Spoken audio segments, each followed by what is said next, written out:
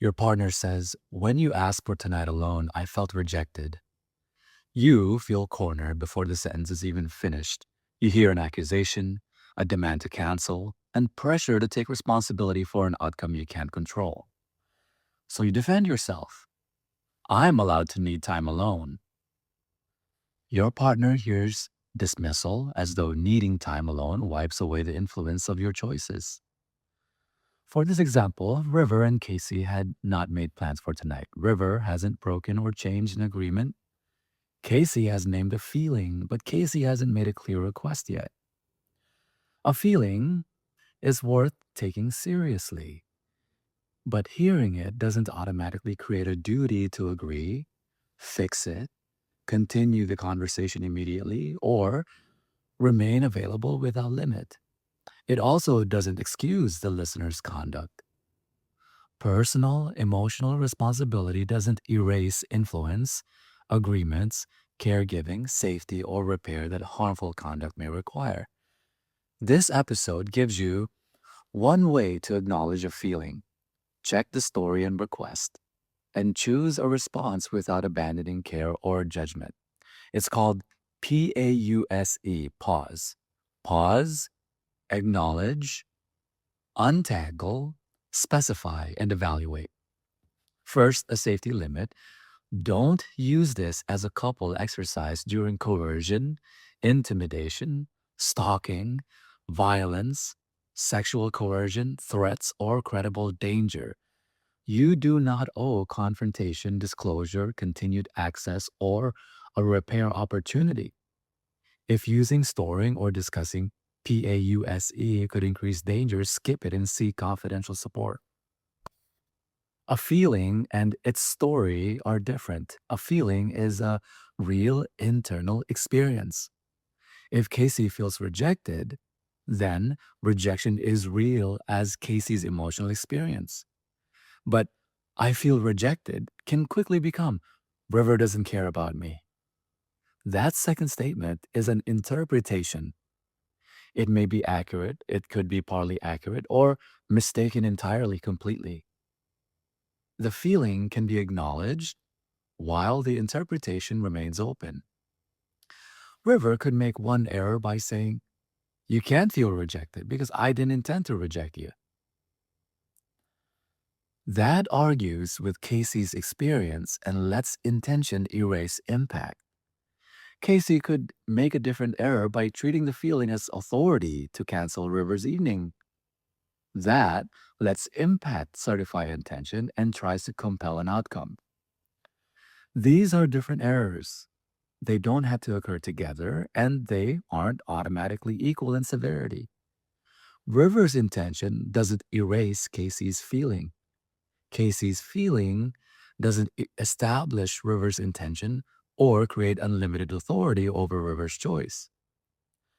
So, what do? Ask 4 questions. What happened? What story was attached to it? What is being requested? And what does the actual conduct or agreement require? Pause, PAUSE, helps answer those questions without turning the conversation into a courtroom. In the acronym PAUSE, PAUSE, the first letter P is, wouldn't you know it, pause. If you're choosing to continue the conversation, pause long enough to respond deliberately. Don't rush to confess, defend, solve, or disappear without explanation. If you need a temporary break in a conversation you've agreed to continue, give a realistic return point when it's safe to do so. Here's what that could sound like. "I want to understand this, and I can't do it well right now. I need 20 minutes. I can return at 7:30.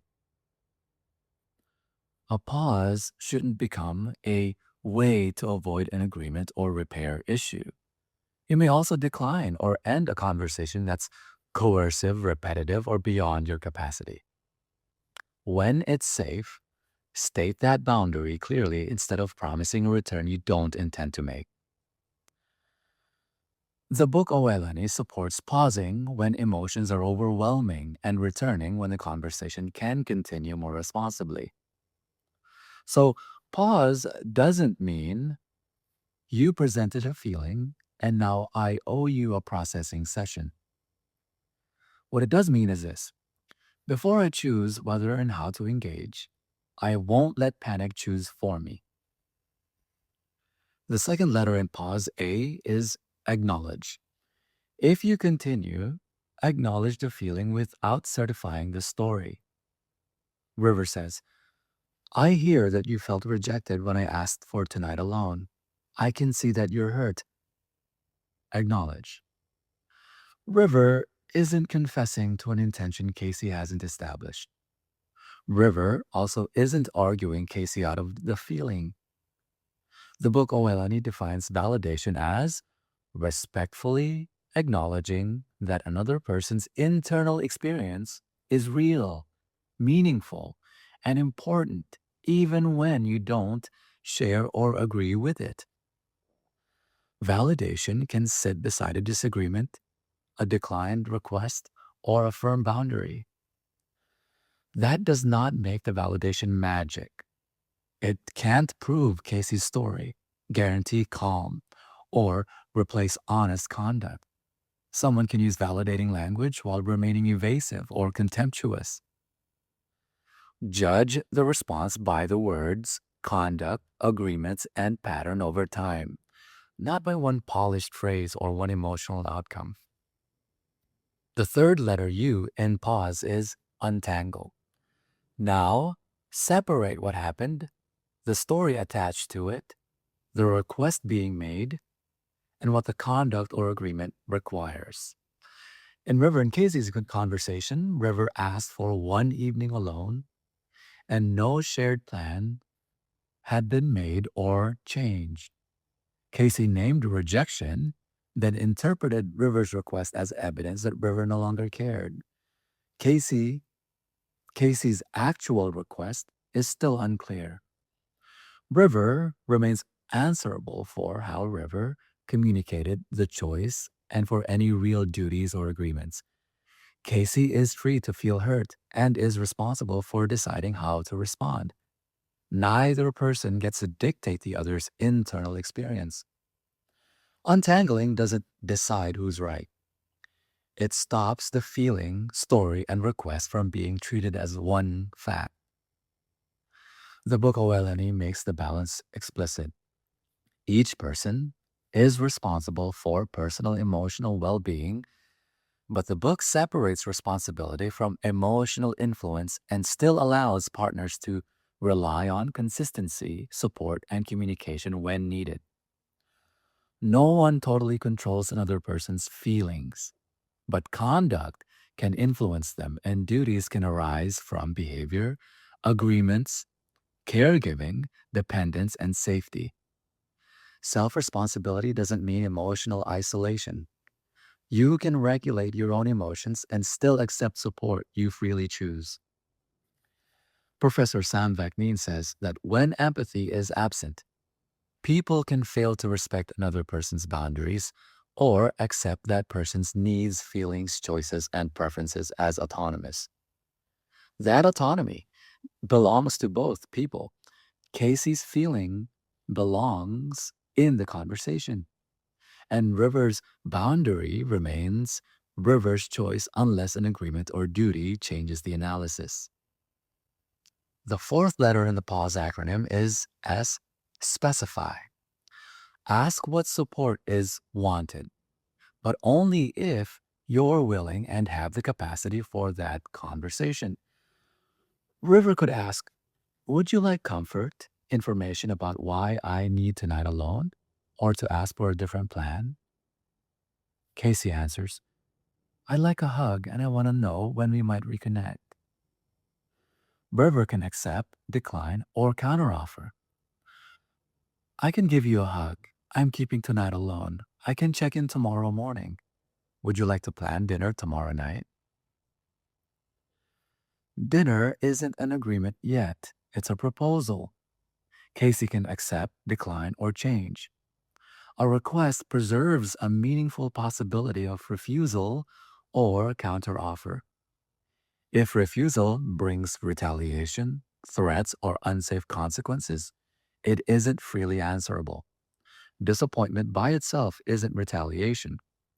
Sometimes the request is simply to be known. Distinguish between sharing an experience from asking people to repair it. A person may want to say, "This is where I am, this is what I'm going through," without asking for an answer. Caring can still miss the request. Advice isn't inherently invalidating, but it may not be what the person wanted. Ask instead of assuming. The book OLNE is very clear about this. Relationships stand to become better when there's less assumptions. And remember that a voluntary no can still be caring. Here's what that could sound like. I can listen for 10 minutes. But I can't talk for the rest of the night. I can offer comfort, but I won't confess to an intention I didn't have. I understand what you're asking, and I can't agree to it. A no doesn't erase an existing agreement, caregiving duty, repair obligation, legal duty, or safety duty. It only keeps the request from becoming an automatic command. The last letter in the PAUSE acronym, E, is for evaluate. Now look at the conduct, the agreement, and what followed. Did River communicate the need for time alone clearly? Did Casey report the feeling without using it to force a confession or outcome? Did either person retaliate, threaten, mock, disappear, or break an agreement? Was a new plan actually accepted? Casey may still feel sad after River listens, offers a hug, and keeps the boundary. Sadness alone doesn't establish that River acted wrongly. River's conduct still counts. A contemptuous delivery or repeated disregard may require repair even when the boundary itself is legitimate. Responsible behavior can't guarantee comfort, forgiveness, or resolution. Now, reverse the facts. Suppose River and Casey had explicitly agreed to spend the evening together. At the agreed time, River doesn't arrive, gives no notice, and doesn't respond. Casey feels rejected. That feeling still doesn't establish every interpretation Casey might attach to it. It doesn't prove River's cheating, planning to leave, or deliberately causing pain. But the agreement and lack of notice change River's responsibility. River can't return the next day and use emotional self responsibility to erase the broken agreement and avoidable uncertainty. River may owe acknowledgement, apology, repair, changed behavior, or renegotiation, matched to the actual conduct and duty. Lack of harmful intention wouldn't erase that responsibility, and repair wouldn't guarantee forgiveness or restored access. Emotional responsibility must be evaluated beside observable conduct. Naming a feeling protects your right to report an internal experience, but it doesn't certify an accusation or give you authority over another person. Taking responsibility for your feelings protects autonomy, but it does not erase influence, promises, repair, caregiving, dependence, or safety. What about when pause isn't owed or safe? You may decline or end a conversation that's coercive, repetitive, abusive, or beyond your capacity. You don't have to process every feeling on demand.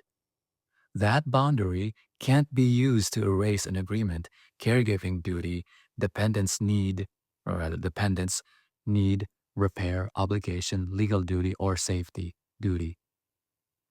If the situation includes coercion, intimidation, stalking, violence, sexual coercion, threats, or credible danger, don't use PAUSE together.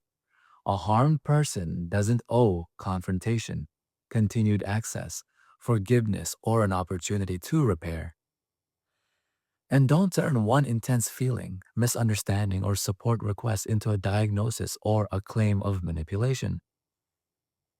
Take the feeling seriously without surrendering yourself. When another person's emotion begins to feel like an assignment, pause.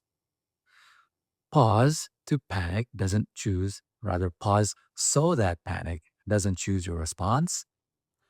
Acknowledge the feeling without certifying the story. Untangle what happened, the story, the request, and what the conduct requires. Specify what is wanted and what you can freely offer. Evaluate the conduct, agreements, and what followed. PAUSE. A feeling is real as an internal experience and worth taking seriously. Very important. It does not judge another person's character or create authority over another person. It also doesn't erase the listener's conduct and obligations. You don't have to absorb someone else's emotional world to care about it. You don't have to abandon your judgment to help someone feel known. And you don't have to pretend your behavior has no effect in order to remain responsible for yourself. In your next and difficult conversation, try one sentence. I want to understand what you're feeling, what you believe happened, and what you're asking from me. Those may be three different things. You made a home out of me, a place I didn't know how to deserve. So I stopped pulling